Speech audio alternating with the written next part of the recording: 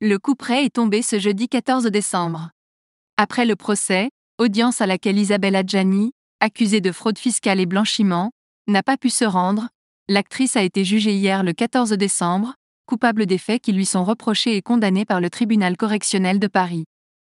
Isabelle Adjani a écopé d'une peine de 2 ans de prison avec sursis, ainsi que d'une amende de 250 000 €, une condamnation plus importante que celle de 18 mois de prison avec sursis requise au départ.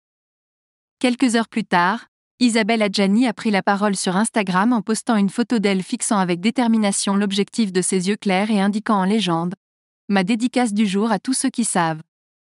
La vérité est lente mais ne s'arrête jamais. » Émile Zola. Isabelle Adjani ne compte pas en rester là. Comme conseillée par ses avocats, la comédienne va faire appel du jugement. Le nom d'Isabelle Adjani dans les Panama Papers, tout a commencé en 2016. À l'époque, une enquête avait été ouverte après l'apparition du nom d'Isabelle Adjani dans les Panama Papers, comme détentrice d'une société aux îles Vierges britanniques. Les investigations n'ont mené à aucune poursuite sur ce volet, mais elles ont mis au jour d'autres soupçons. Isabelle Adjani avait également reçu une importante somme d'argent de la part de M. Diania Ndiaye, un influent homme d'affaires et ami de l'actrice, président du Comité national olympique et sportif sénégalais et aussi membre du Comité international olympique. Pour le tribunal, cette somme, déclarée comme un prêt, était une « donation déguisée », ce qui a permis à la prévenue, alors en difficulté financière, d'éluder 1,2 million d'euros en droits de mutation.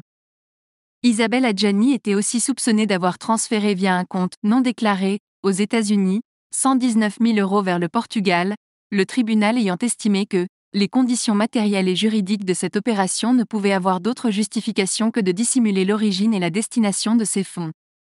La défense avait affirmé que l'argent transféré visait à faire un don à la famille de sa gouvernante, afin qu'elle puisse acquérir un bien au Portugal. Une absence qui lui a coûté cher ? Malgré la contestation des faits, Isabelle Adjani a donc été condamnée. Ses avocats, maître Stéphane Babonneau, Olivier Pardo et Laurence Doxin-Nedelec, ont déclaré avoir pris connaissance, avec consternation, de la décision, ce d'autant qu'Isabelle Adjani n'a pas pu s'expliquer devant le tribunal, et que le principal témoin des faits avait dit de longue date qu'il ne pouvait être là. Le procès le 19 octobre s'est tenu sans l'actrice, qui se trouvait aux États-Unis, et sans M. Diania Ndiaye, cité comme témoin. Sa défense avait demandé le report de l'audience en invoquant en particulier une pathologie aiguë, mais le tribunal a rejeté cette requête, affirmant douter de son intention réelle de venir à la barre.